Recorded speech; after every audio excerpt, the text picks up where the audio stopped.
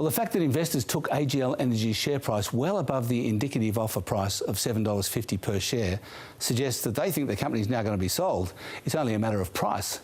Mind you, it's already pretty rich. The Cannon-Brooks Brookfield price is $4.9 billion, not $8 billion, by the way, because that includes debt. Now, brokers value the parts of the business at about $4.7 billion, $200 million less. And that includes $1.6 billion for the coal-fired power stations that are going to be shut down. So presumably they're worth nothing. So rather than reject the offer, you'd think the AGL board would be making sure Mr. Cannon-Brooks doesn't get away. AGL has been a truly miserable investment, down from $28 5 years ago to a low of about $5 a share last year, a fall of 80%.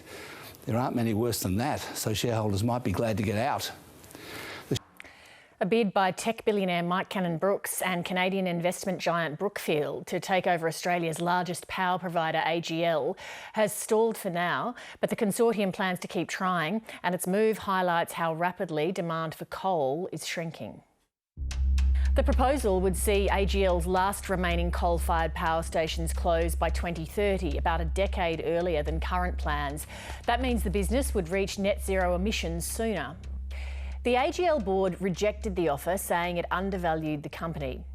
These are serious players, and I would doubt if they don't intend to sweeten it and purchase the company. AGL's already accelerated plans to close coal stations in New South Wales and Victoria. And just last week, Origin Energy said it would close Australia's biggest coal-fired power station 7 years earlier than expected, in 2025.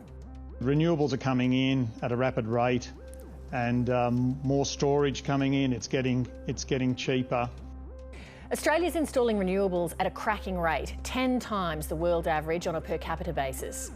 In 2018, renewable energy peaked at 38% of supply to the national energy market. Last year, it reached 60%. In the face of this growth, coal has been declining as a power source for several years, and that'll continue as more power stations close. Mike Cannon-Brooks is the Chief Executive of Atlassian and a Principal of Grok Ventures. Mike, so AGL's position is that you didn't offer enough cash. Was that just your starting bid? Look, I think this is how these things play out. I think we feel that our bid is very fair value for shareholders, especially in when considered in relief to the alternate offer, which is the demerger that's on the table. But we continue to work collaboratively with them to see how we can move it forward. Last week, Origin Energy announced that it was closing down the Eraring coal-fired powered station, and that was also going to be sooner than was planned. That's what would also happen if you took over AGL. What's prompted what seemed to be these moves suddenly to accelerate closures? I'm not sure it's about accelerating closures. I think it's the natural state of the market, right? These are often uneconomic assets that are often running at a loss, and are going to be increasingly running at a loss as we go forward, right? They produce very expensive energy and electricity, and we need them to be replaced in their creation. So I think what people are making is very commercial decisions, as we saw at Origin, and as we would argue is the commercial decision for AGL is these things are not running in 2045, right? You can bring it forward to 2048, 2045. Economically, I can't understand how that happens without some sort of massive subsidy coming from somewhere, because the model just doesn't bear out that it's still running there. Well, on this question of the economics of it, if Australia doesn't transition to renewable sources of energy more quickly than planned, what do you think will happen to the country economically? I think it results in a higher power price, right? Fundamentally, the new sources of energy, so renewable energies and storage and firming, all the technologies are cheaper ways of generating electricity. So as we retire older generators and put in place newer generators, they should come at a cheaper replacement cost per watt hour, however you want to think about it. So it should bring the price of energy down.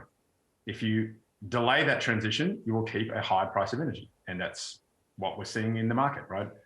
We had announcements today, last week, that we are in the lowest energy prices we have in 8 years. And that was trumpeted as a big celebration, as it should be. The reason for that is because our grid has passed 30% renewables.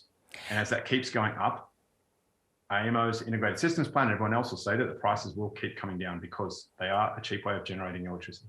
I think the Morrison government on the price question is looking at it as a supply-demand kind of thing, and it argues that renewables are not going to produce as reliable as a supply, and so therefore if you have less supply, the straight demand equation drives up prices. Look, I think it's a very simplistic way of looking at what is a very complicated energy system. The reality is we have a market that's now priced every 5 minutes. And so supply and demand will match, and that includes firming and all of the other opportunities that are out there with modern technologies that we have today to deliver that power reliably. And by that, I mean, it's 24 hours a day when people need it, supply meets demand. So I don't see that that's any different.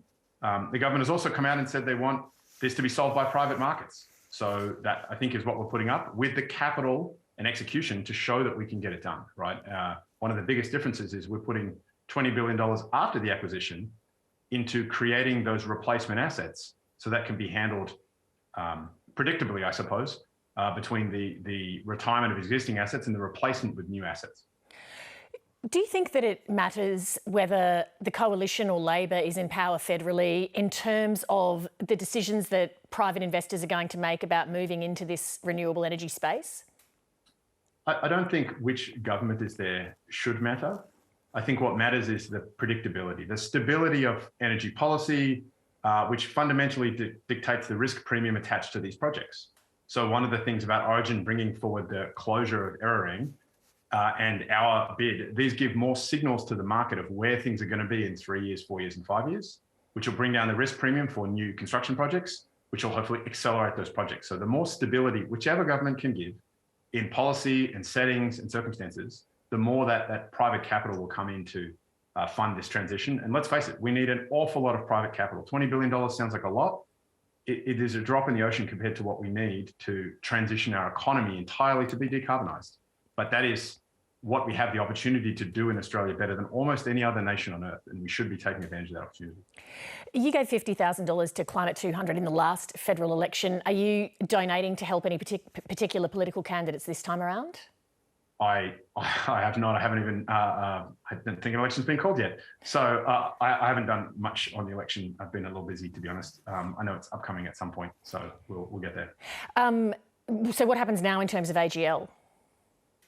Look, we're continuing to present our case, to work with shareholders and to work with the company, and obviously to work with any other stakeholders in terms of federal and state governments in various states, to explain our plan and explain our bid and what it means. And also present it as a counterfactual. There is a current plan of record on paper in terms of the demerger. So any questions asked about our plan should be asked of the alternate plan as well. And we think on paper it stacks up extremely well with the value for shareholders and the risk and predictability for the market itself. Mike Cannon-Brookes, thank you very much for your time. Thank you for having me.